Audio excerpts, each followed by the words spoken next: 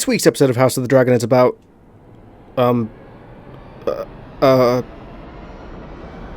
there's a battle, and, Daemon's still in Harrenhal. He's still there. It's about war! Come. Daemon's lifelong hunger for power, and for the Iron Throne in particular, manifests again in another trippy dream. He sees the young Rhaenyra once again confronting him on turning her into the woman she is today, and the envy he bears for her birthright. Speak plainly. It's interesting that he can't understand Rhaenyra at all until he lets her get close to him, and when he does understand her, when he's confronted, he reacts the only way he knows how.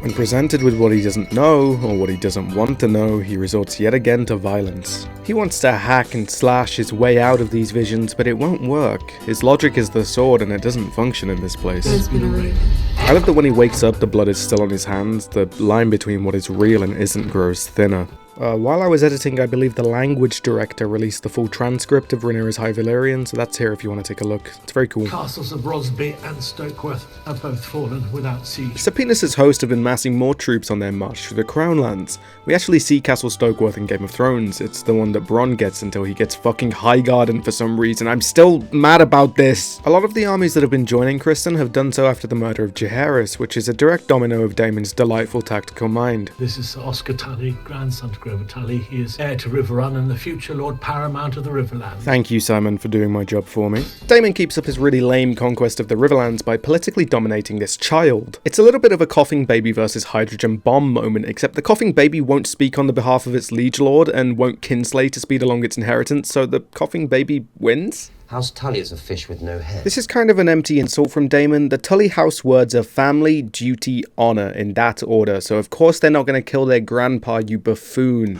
This is my home. I was born in this castle, and I'm ready to die in it. Fun fact, the Tullys in this era are all named after Muppets for some reason. Thanks, George. I wonder if we have Oscar Tully in this scene because the showrunners were too afraid to bring out Kermit Tully. My own Lord Father died suddenly, himself a young man. Hang on.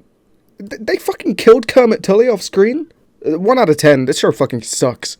You hear them sirens? Because they know that I'm a badass bitch. And it's illegal to be this motherfucking bad. They coming for me. I'm right here. Bad bitch of Driftmark is still in Hull, where she meets Alan. She compliments his looks and wonders about his mother. Your mother must have been very beautiful. Your mother? When Corlys quickly shoos Alan away, he and Rhaenys have a very interesting conversation. I know who he is, Corlys. He saved his lord's life. He should be raised up and honoured, not hidden beneath the title. Alan and intern Adam are Corlys Velarion's bastard children. When Adam spoke of the debt that they were owed by Corlys in episode 2, this is what he meant. Unlike somebody like Catelyn Stark, Rhaenys seems to have made her peace with this long ago, but Corlys is the one who runs from his past disloyalty. But with one of Rhaenys' last requests before her death being to honour Alan as a Velaryon, could we see him rise to power? Remember that the blood of a Velaryon is the blood of a dragon rider. I came to tell you that Baylor has called me to Dragonstone. Wait, no! 7 hells. I asked the stonemasons to mend it. This is a very kind gesture, Alicent. Viserys weighs heavily on Alicent's mind after... Dude, be careful with...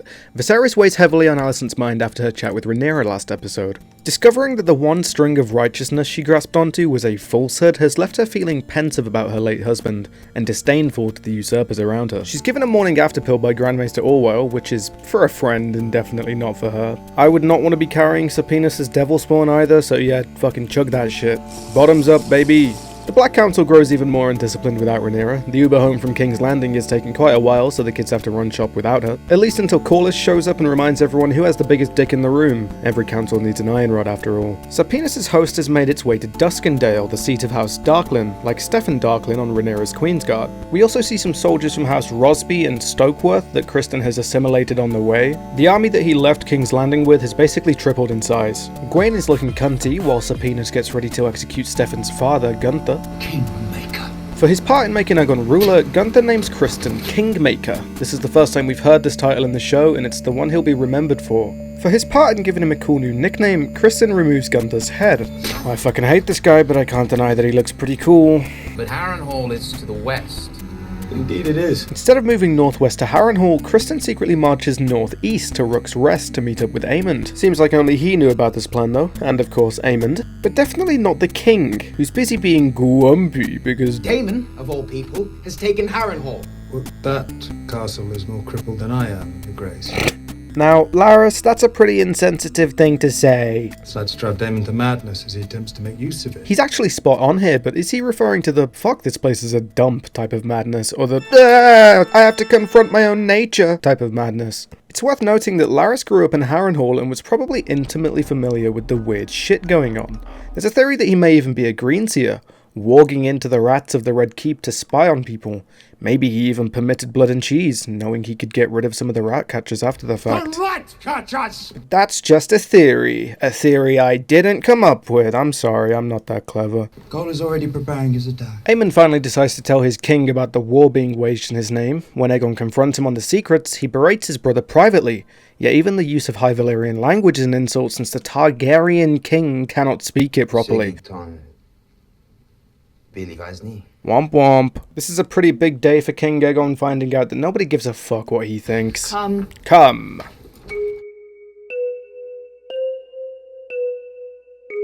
Do you think he knows yet? I think he might know. I did not know you shared your lord husband's love for the histories. She's probably looking for more information about the prince who was promised, or whatever the fuck Rhaenyra was going on about in the last episode. Voices of history, as you say, would have told him how the realm would react to her succession. It's impossible to know what steered his thoughts in those final hours. Don't you think it's a little bit strange how he brings up Vizzy's last words after her private conversation with Orwyle earlier? Maybe Orwyle is working with Laris, or maybe there's a rat in the room. Laris lives in the rat's eye. I'm telling you, he's a fucking rat! Alicent seems far colder with everyone this episode. She knows she's in the wrong now, but it's us or them, and even though Alicent thinks us sucks, it's gonna be them. But you must accept that the path to victory now is one of violence. I know it. But that does not mean it must be wanton. Daemon is still grinning out in Harrenhal. This time he sees a visage of himself as Aemond. Is he realizing that he is his own worst enemy? Or maybe he's just forgotten what Aemond looks like, but that seems unlikely given that he saw him, a few weeks ago? Regardless, Daemon leads Daemon to Alice Rivers, who has a fucking sick potion room. Imagine lighting up in there, goddamn. Black Harrenhal felled the grove of weirwood trees that grew on these lands. A midwife's tale.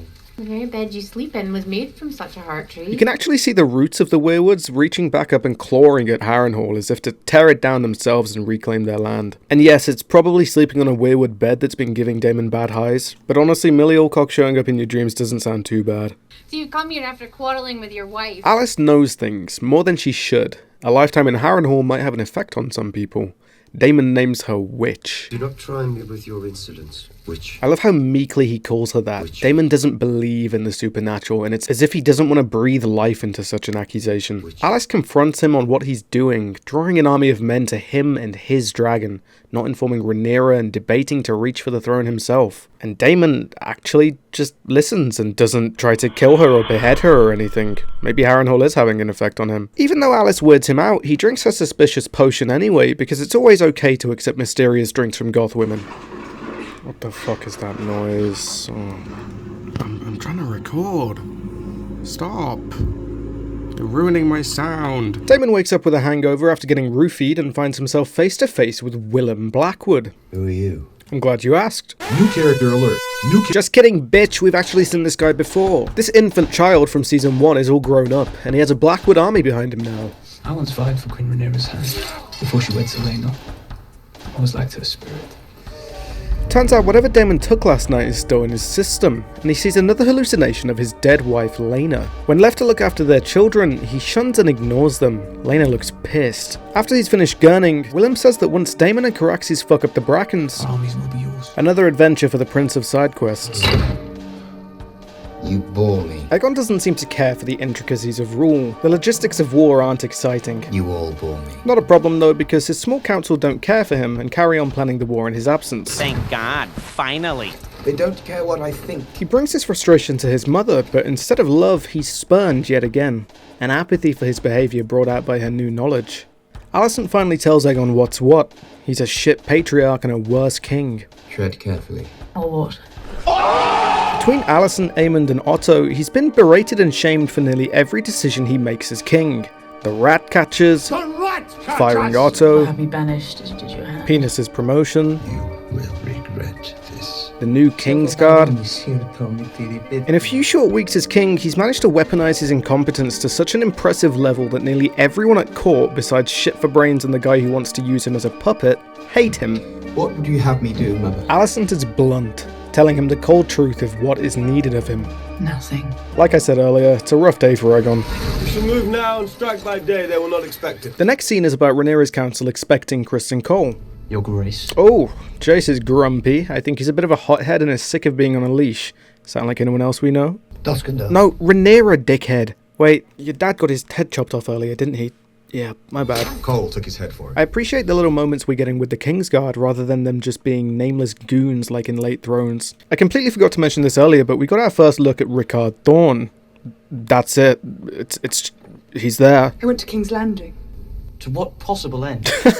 Jace, I like you. He's just been stood around mewing, wondering what the fuck everyone else is doing. Cole knows we have no army on the mainland. He is brazen. He is daring us. Rook's Rest is a teensy tiny keep. The castle is small. Don't fucking talk over me, it's rude. Be defended. Whatever. Lord Staunton sits on Rhaenyra's council. After Cole smashes it, we'll have Dragonstone effectively cut off by land. I prepared a graphic for this, but yeah, what he said. I will meet Cole. Fuck yeah, Rhaenys. Not so fun fact is that this episode came out on her birthday. Sad.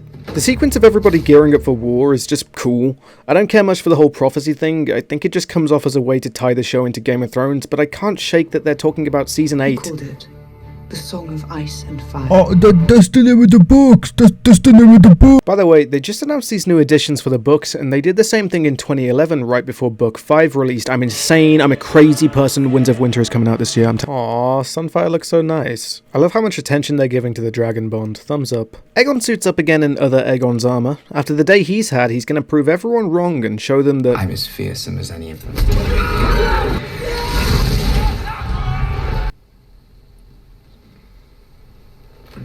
I wish only to fight for you, for your claim and mine.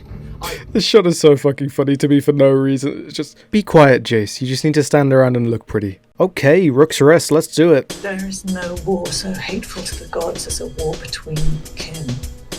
And no war so bloody as a war between dragons. Criston sends out the Vanguard as bait to draw out one of Rhaenyra's dragons. These men are the Stokeworth, Rosby and Darkland soldiers that Criston picked up earlier, and he's using them as fodder instead of the much better equipped Hightower forces. This cheeky maneuver works, and Rhaenys, mounted on Meleys, arrives to the front. You may as well have sounded horns to announce our coming.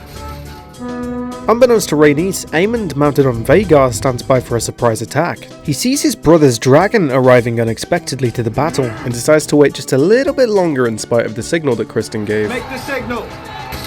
What time did you say we were eating? At 4? 4:30. Oh, 4:30. Okay. If Aegon dies in this battle, following the death of Jaehaerys, Aemond is the heir to the Iron Throne. All he has to do is wait, and there's a chance that his dickhead bully of a brother would go down, and Aemond would attain power on a level that he's only dreamed of.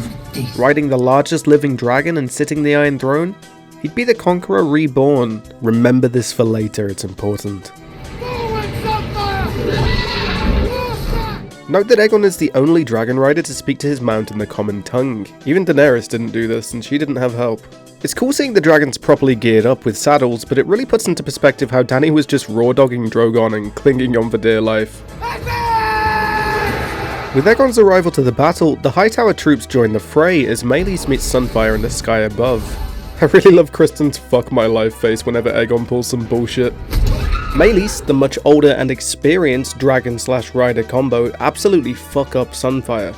Everybody knows that this show is about the downfall of House Targaryen, but actually seeing the dragons starting to die is really sad to see. Aegon manages to team kill some guys before Aemond finally arrives to the battle. We must get you to cover, my lord. What's the point? Are we looking at the same thing? Look at the... look! My brother at least knows his place. He's as loyal as a hound. Fuck the king. It is I who trains with the sword, who rides the largest dragon in the world. It is I who should be... He's as loyal as a hound. So that's 2 counts of kinslaying from Aemond. Just a reminder that kinslaying is a crime so heinous that not even Walder Frey would kill Edmure Tully after he'd been married into the family. Rhaenys does have a chance to escape here, but she turns around and fights anyway. Is it for pride? Because Rook's Rest is an important tactical location for moving armies into Dragonstone? Is it because she sees a chance to take down both of the Green's most important assets? Because she lost her children, her husband is still keeping secrets from her? Or is it because Rhaenyra has a real chance to claim the throne she was denied for being a woman? All of the above. The dragons met violently 1,000 feet above the field of battle, as balls of fire burst and blossomed so bright that men swore later that the sky was full of suns. Yeah, they fucking nailed it. Rhaenys does beat Vhagar in the 1v1, taking her down to the ground, but exhausted and satisfied in her attempt, Rhaenys tries to escape. But the huge dust cloud kicked up and the insane amount of smoke everywhere means she loses track of Vhagar. Vhagar doesn't fly up, but instead scurries down, perching on the side of the cliff. You know, the cliff that we see here and here and here multiple times throughout the battle? I know some people were confused and thought Vhagar was curled up behind that tiny castle, but no. Rhaenys flies low to keep an eye above for Vhagar, but she doesn't expect the attack to come from beneath. Aemond uses the same trick that she used on Aegon just moments earlier. She shares one final look of apology with Meleys as Dragon and Ryder fall to their deaths below. Aemond watches on from above, 2 dead dragons and a throne for the taking, and he thinks it is good. And this fucking guy survives? Rest in peace to Rhaenys and the bottle of Smirnoff that she kept in her wig. Real talk though, the aftermath of this battle is fantastic. When the dragons dance, this is what's left in their wake. Criston moves to find Sunfire and catches Aemond right before he can confirm his kill. Aemond! It's here when Aemond finds the Conqueror's dagger. Note that the camera is only showing us one side of the dagger. In the smouldering wreck of Sunfire, maybe the dagger burned hot enough for him to see Aegon's prophecy. If Aemond views himself as righteous, the Conqueror reborn, who knows what horrors he could unleash. From my blood come the prince that was promised, and his will be the song of ice and fire. Easy 9 out of 10, I'll see you next week. Like and subscribe if you enjoyed the video, please. We're at the halfway point of the series now, so 4 more episodes left to go. Yay. Can't wait. Bye, bye, bye, bye, bye, bye, bye.